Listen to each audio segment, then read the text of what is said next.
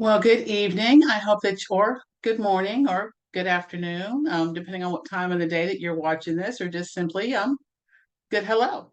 I hope that you are having a great day, or great evening, or whatever the case might be.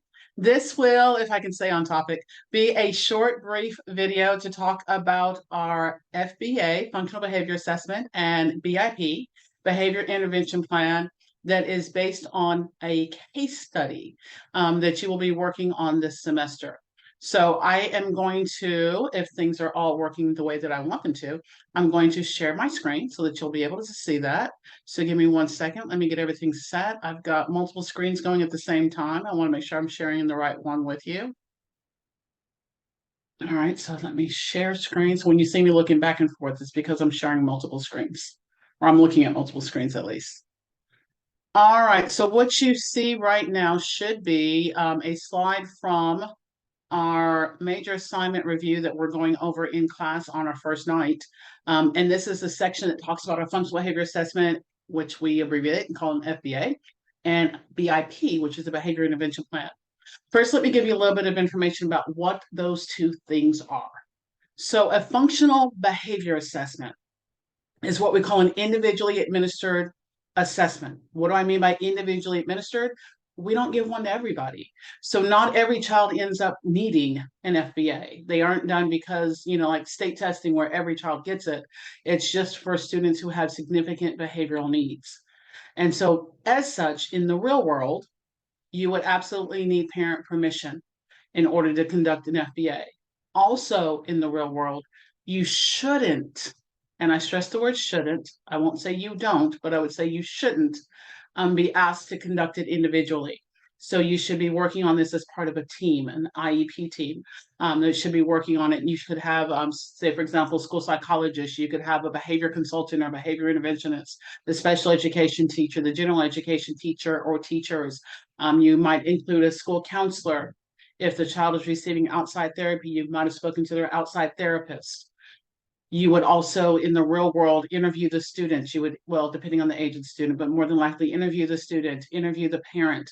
You would look at the student's historical information, both academic and behavioral, to try to glean as many pieces of the puzzle as possible to be able to get information as far as trying to determine the function that the behavior is serving for the child. What I mean by that is we all behave the way we do for a reason. And so if I am yelling out in class, being disruptive, doing all of the things, and the other students in the class are laughing and giggling, and if the function of my behavior is to get that peer approval, then I'm more than likely going to continue in that behavior because it's meeting my need. It is serving the function that I needed to serve. So the reason we do an FBA is that when we tried other typical things, so for behavior can be looked at the same way as academics, looking at that tiered response to intervention. And so for most students, just simply the code of conduct, classroom behaviors, just teaching the general expectations and reinforcing those is enough. But for some students, they need a little bit more. So they might need, in addition to that, they might need some social skills instruction. They might need informal behavior plan. They might need a positive behavior support plan. But for some students, they have chronic behavior issues, chronic behavior concerns that are impeding their learning and or the learning of others. For those students, we're not talking about they got in trouble once or they made a bad choice one time or even 2 times, but we've got repeated behaviors. We have a pattern of behavior that is resulting either in the possibility of that child being suspended more than 10 days, resulting in the possibility of that child being looked at for referral to special education, possibility of that child being looked at a change in their educational placement because of their behavior, or like I said, simply because their behavior is impeding their learning or the learning of others. That's when we look at doing an FBA. And the difference between just a general behavior plan or behavior contract or a positive behavior plan is the functional assessment piece of it. You're looking at what function the behavior serves. And by doing that, then you can look at function-based intervention, which is that behavior intervention plan. So the functional behavior assessment then feeds into, now we know this, what are we going to do with that information? So when we can get down to the function that the behavior is serving for the student, we are more likely, I'm never going to guarantee anything, we're talking about human beings, but we are more likely to be able to bring about a long lasting change in behavior as opposed to short lived burst in improvements and then reverting back to the same old behavior that we had from before. So it much like going to the doctor. If you go to the doctor and all they do is treat your symptoms, so they give you the Robitussin, they give you the cough medicine, they might even give you the steroid pack and the antibiotic. But if they don't figure out what it is that's causing the medical issue, whether it be a cough or whatever the case might be, if they don't look at what's causing it and they're just throwing treatments at the symptoms, you might get a short-lived improvement in your medical condition, but not typically going to see a long-lasting change unless we get down to the root of what's behind it. So what's causing that medical condition? And in this case, what's the function behind that behavior? So for our class, which is all about classroom and behavior management for special student populations, we're going to be culminating our class in an FBA, functional behavior assessment and behavior intervention plan. As the time that you're taking this classes is in the summer, and as such, access to students is often difficult. It is challenging to be able to squeeze in all of your assignments and field hours at the beginning, right before school gets out, especially with all the things that are happening at the end of the school year, or trying to wait until the beginning of August and squeeze it all in with all of the interesting things that are going on when we're trying to start a school year. As such, for our semester, we're going to be using a case study. So in our folder, and I will show you where that is in just a second, I have provided for you a case study, and you will use that information along with what you've learned from our class discussions, what you've learned from reading the text, and also your own professional judgment. You're going to take all of those pieces of the puzzle together, and yes, this time in isolation, because this is a pseudo FBA for just learning purposes. You're going to take that information and complete a functional behavior assessment or an FBA, and then you're going to draft a BIP, behavior intervention plan. So what you're going to do, so the instructions that you have on the screen that you're seeing as I've been talking to you, is I've provided for you, in addition to the case study, also a Google Sheets template, and I'll walk you through that in addition here in just a second, and I'll show you what that looks like. And so you're going to use that information. You're going to complete your complete assignment. So the FBA, the data, I've provided a data set for you, but you'll enter it into Excel to create your graph or graphs, up to you if it's more than one. Must be at least one, but could be more than one. And then your BIP. And then I will show you how you're going to download those three into one combined PDF. And then you will upload that PDF. And then you will use that PDF as the backdrop for your presentation, so that way I can see you like you're seeing me now, and you're seeing what I'm presenting for you for your presentation. So in the real world, like I said, a team works on that FBA and then they draft a BIP. That is then discussed at an IEP meeting, or in Kentucky, an ARC meeting. And so at that meeting, we would, in best practice is never, let me put it this way, best practice is never that we ask parents or other members of the team to sign something that they only heard you speaking about. Best practice is that they would have been able to see it as well. So either you would have given them copies, or much like we did at the high school where I was an assistant principal, we had a projector in the room and we would project it on the screen so that way everyone could see it and we didn't have to waste the paper and the toner and then shred them all at the end of the meeting. So we would project it on the screen if everyone's in the room, or on Zoom if we're doing meetings on Zoom. We display it on the screen so that way everyone can see it while we're discussing it. And so that's what I'm asking you to pseudo replicate in your presentation for me, in our culmination of our assignments for our class, in your signature assignment. All right. So let me go ahead and dig into all the things I want you to see. So I'm going to drag and drop onto this screen, because this is the screen that I'm sharing with you. So when you go to our content page, all right, and I'm assuming that you've already found it because you're watching the video, which means that if you're watching the video, you have seen it. But just so that I'm sure that you know where everything is, When you scroll down our content page, you will see a folder that says Functional Behavior Assessment Information. Look inside, and right below it, you will see the FBA BIP Dropbox. Here you will see a link to this video. You will also see, a link to the rubric, and then here you will see a link to the Google Sheet. The rubric is also, of course, located for you in the rubrics folder. So if you go to the rubrics folder, you'll see that right here, the FBA BIP is right there for you. Let me go back to the content page. And so in our FBA BIP, I'm going to go ahead and click on that first folder. You will see that it's going to bring up a link. No, this link is not correct because obviously I'm making the new video while I am recording it. So this is just a dummy site. You'll have the right one, obviously, because you're watching it now. And then right below that, you'll see the link for the case study. And then right below that, you'll see the workbook Google Sheet. It is set to force you to create your own copy.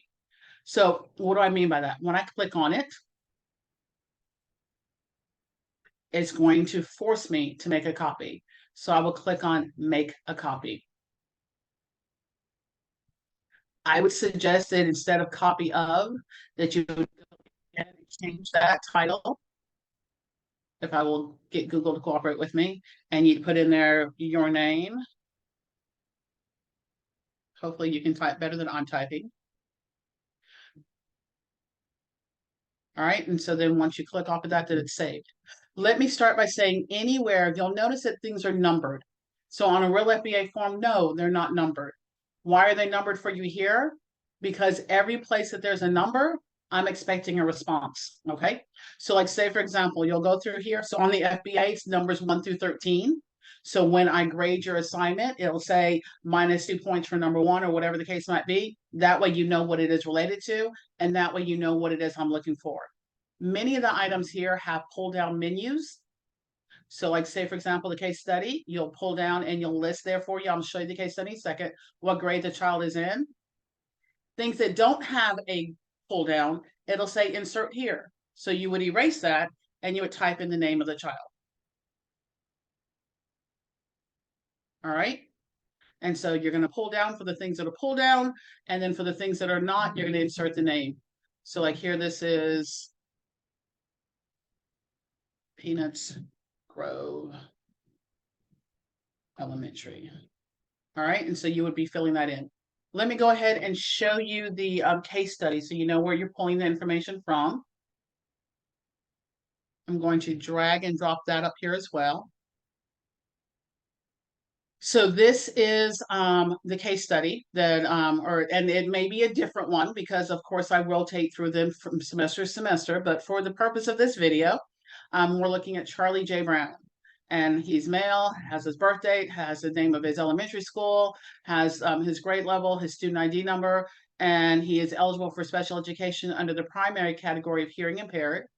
I have there for your reason for conducting the FBA, the types of data recording, and this is just a little bit of information. We will be going over types of data recording in detail. It's chapter 4 in your text, and it is also our second week of class. So depending on when you're watching this video, you may have already heard it, but I wanted to make sure I gave just a little bit of a brief overview in this instruction as well, in case you're working ahead. Then I've got some information there about Charlie. All right, then I've got what the data collection was, when it took place, what was the class. It was during math and reading, a combination 90-minute block. And then I've got his data, 5 days worth. And then I've got specific behaviors that were observed during that duration recordings. And then I have different strategies that the teacher had used. Your rubric, very, very detailed. We may still be getting to know one another, but you will quickly come to learn that I am both, I have characteristics of both OCD and ADHD. So my rubric, as well as everything else, is very, very detailed because for me, it has to be. It just has to be. So I've got all of the information here in the rubric for you. The rubric is very specific, 5 to 10 minutes, much like I'm trying to make sure that I stay short on our instructions, although I'm repeating myself to make sure that you have everything that you need. The FBA, so it was numbers 1 through 13. So they were 2 points each, so 1 through 13, so up to 26 points. You're going to take the data that I provided for you on the case study. You're going to include it and create a graph using Excel. Don't panic. There are resources on our iLearn page to help you with taking things from Excel and creating a graph. Also, if you wanted to put it into, I think there's ways that you can get Google Forms to do it for you as well. But anyway, you'll be using that on the Reinforcer Survey project. But anyway, so you're going to be creating a graph with the data. Could be graphs, but it has to be at least a graph. The BIP is numbers 14 through 45. And so that's worth a total of 64 points. Your presentation intro, presentation of strategies, presentation of data, and I go through all of that specifically. I'm not going to read it all to you. Your delivery of your presentation, make sure that you understand that you are presenting as if you're in an IB meeting. So make sure that even though this is an online class, please don't be laying in bed in your pajamas when you're presenting for your assignment. Remember, this is your signature assignment, and it should mirror what you would be doing in an IEP meeting. I'm not saying that we need to be dressed for, a black and blue, a black and white ball, but please don't be laying in bed wearing your pajamas or things of that nature. Make sure that it is a professional presentation. This is, like I said, your signature assignment. So you want to make sure that you're maintaining your audience's attention, speak professionally, clearly, and concisely, and communicate the information in a logical order. So presentation, again, I need to be able to see you as I'm also seeing your PDF, all right? So, and remember, we want to make it 5 to 10 minutes. Typically in an IEP meeting or an ARC meeting, you usually have time constraints. Now, granted, there are always exceptions to the rule, but we typically try to fit them into a class period because we're pulling teachers out of the classroom. Does that mean that it has to be? Absolutely not. We spend as much time as is necessary. However, I wanted to, first of all, there's 35 usually in my classes. And so if we have half an hour for everybody's presentation, you could just do the math and figure out how long that would take. So we're trying to be concise and to the point. All right. So that is the rubric. And again, it's worth a total of 150 points. And like I said, it's very detailed. It tells you everything you need to know there. This again was the case study. And like I said, you can combine what is provided here for you along with knowledge that you've gained either from your own experiences or from our class discussions or from the textbook. And like I said, also your professional judgment. All right. Let's go back real quick to the FBA BIP. So the first page I showed you was the FBA. And so you'll be including everything there, numbers 1 through 13. So we're starting off with the name, the grade, the age of the student. Date of the FBA would be the date that you're doing the assignment. If you double click there, it brings up a calendar. And so you just simply click on the calendar. I entered the name of the school, spelled it wrong. I spelled Groove instead of Grove. Created by, that's where your name will go. Program eligibility, I mentioned for this student that he does have an IEP, that he is eligible for special education. So we would mark that.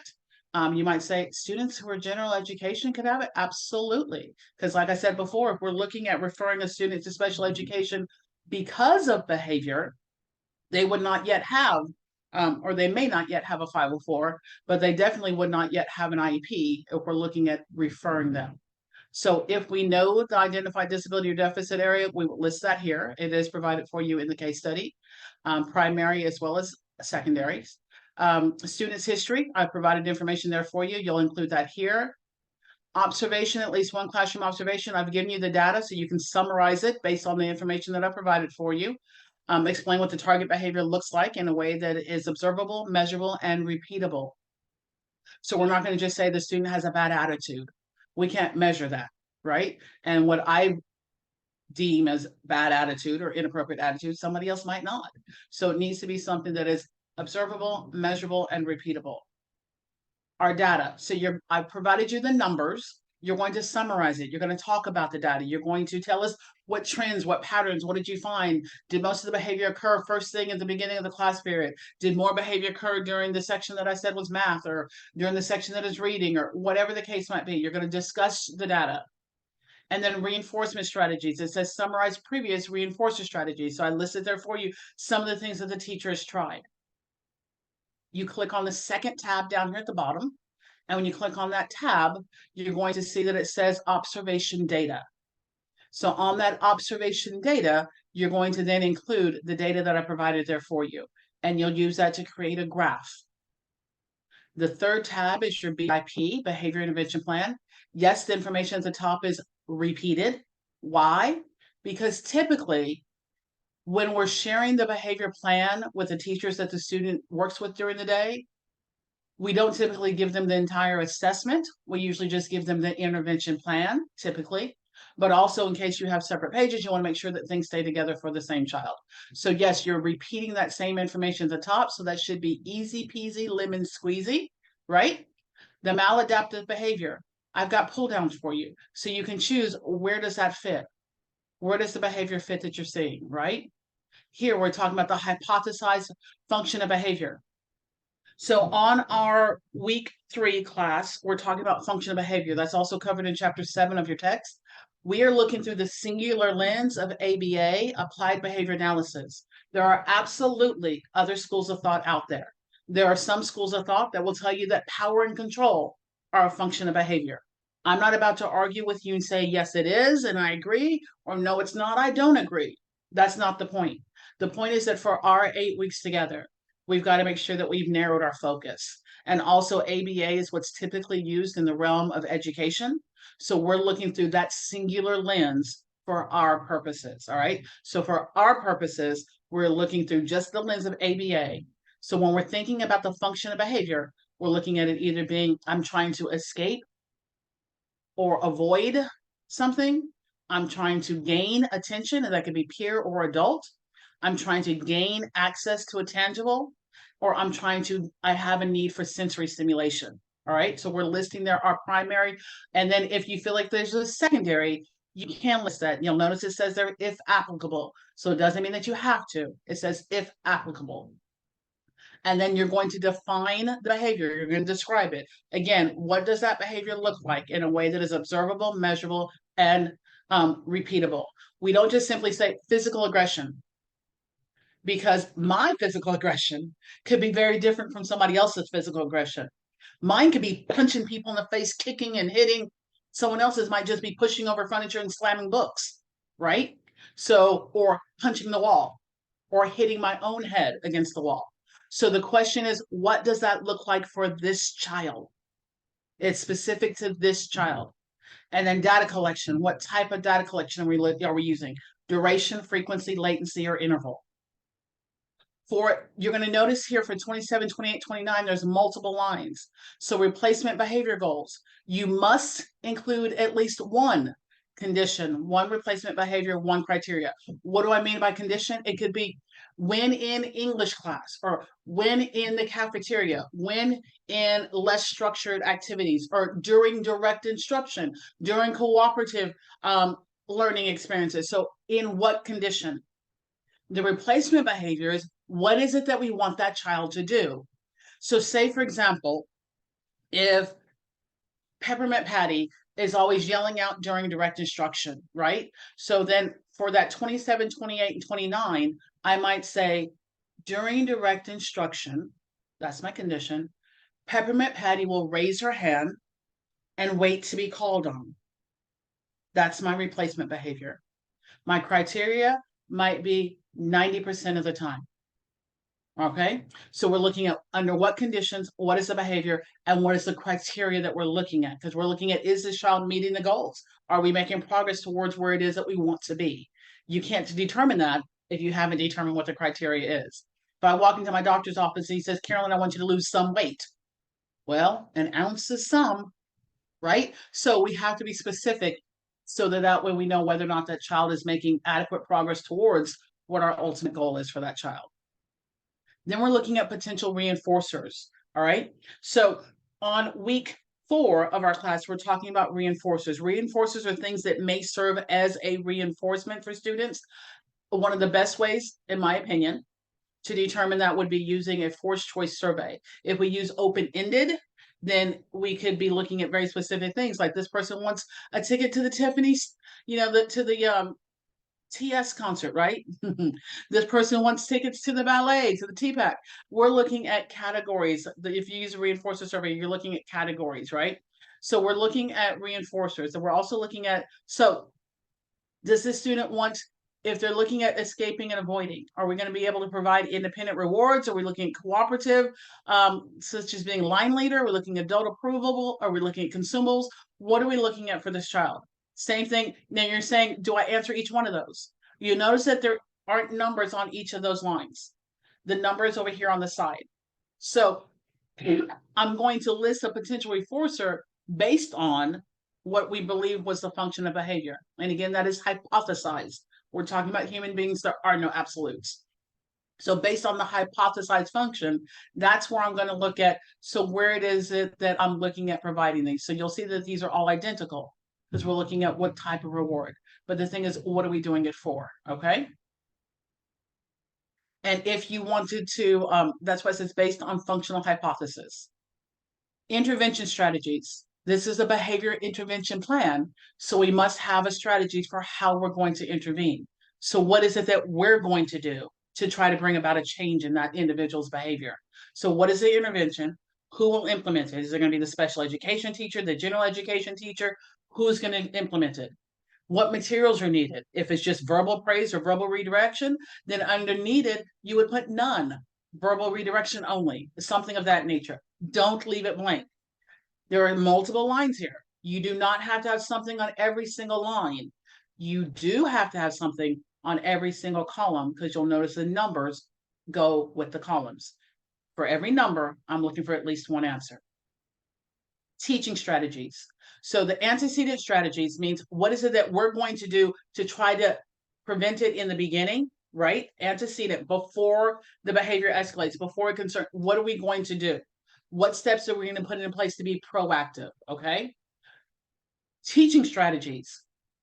We're talking about a child doing something different than what they've been doing. We need to be intentional on how it is that we're going to teach that replacement behavior.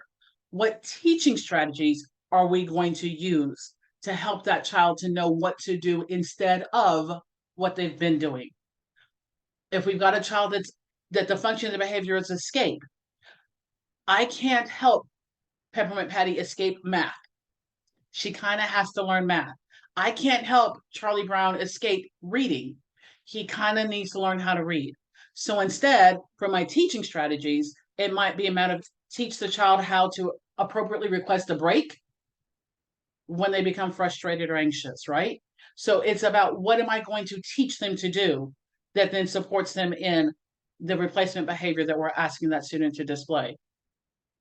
Consequences and strategies to reinforce a replacement behavior. Understand that consequences aren't always negative. People often think, what are we doing to the child? That's not what we're talking about here. This says to reinforce.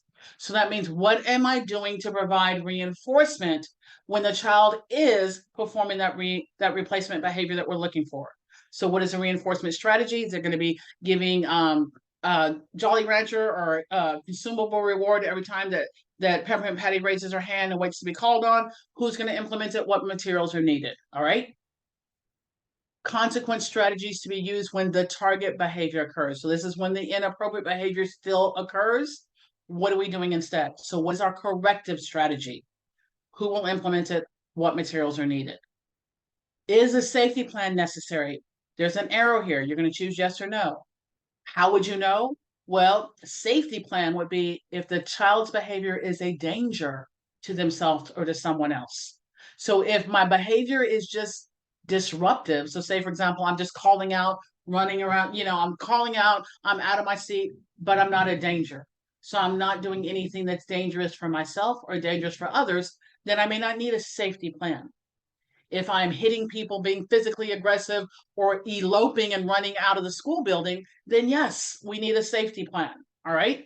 And then here you would describe on 44 what your safety plan is. If you had selected no appropriately for 43, then you would put not applicable. We don't leave anything blank. You would put not applicable under 44. Where it says team members, you can make up names, but don't leave them blank.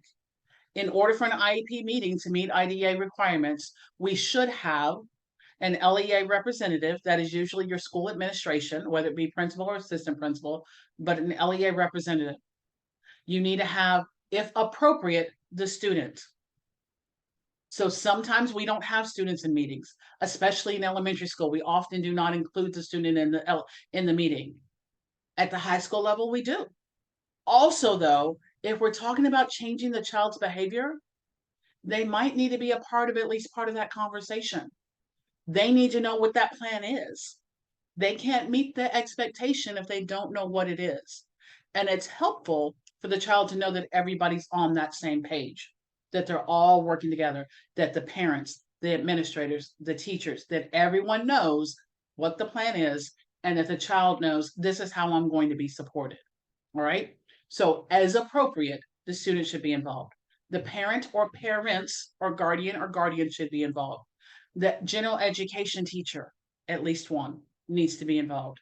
And then the case manager or special education teacher needs to be involved. So you would list their titles, or the titles are there for you, then you would insert their names. And like I said, if the student's not there, put in there did not attend. So in the real world, these would be signatures. So as I mentioned to you on our first piece of instruction from our PowerPoint, is that you're going to use the information from the case study.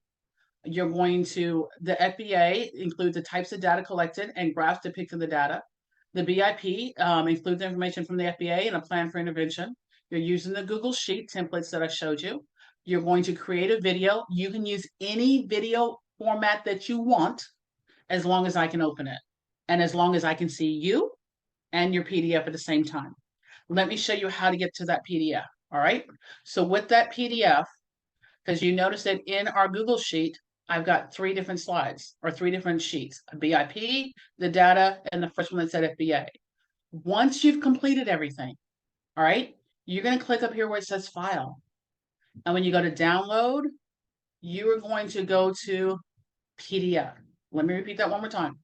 Once you've completed all 3 tabs, FBA, data with the graphs, and the BIP, you're going to go back to your beginning.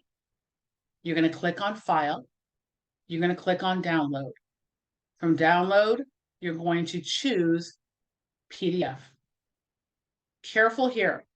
Over here, it's asking you, what do you want to export? You need to make sure that you tell it the workbook, not just a current sheet, but the workbook. You see now how it switched to 6 pages? When it was just on the current sheet, it was 1 page. I want the entire workbook. That way it is incorporating all of those tabs together. All right, all sheets. And then you might need to mess around with the percent in order to get things to work right. So that way it does what you want it to do. And then you're going to hit export. And you'll see it says download. Yeah. Mine forces me to save it someplace. I'm going to save it on the desktop so that way I can find it and delete it because I won't need it. But you're going to tell it where you want it to go, and then you're going to hit save. All right. And then you've got your file. Once it's downloaded, you can tell it to show in the folder.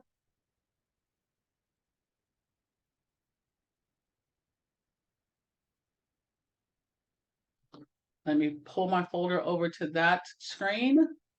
Like I said, I've got multiple screens going on here. And you'll see right here, that's my file. It's in PDF. Now I can upload it and I can use it in my video and I can go through it and present it. I make it a little bit smaller if I need to, or bigger if I need to. And then that way you should be able to see, I should be able to see you and your file at the same time as you present it.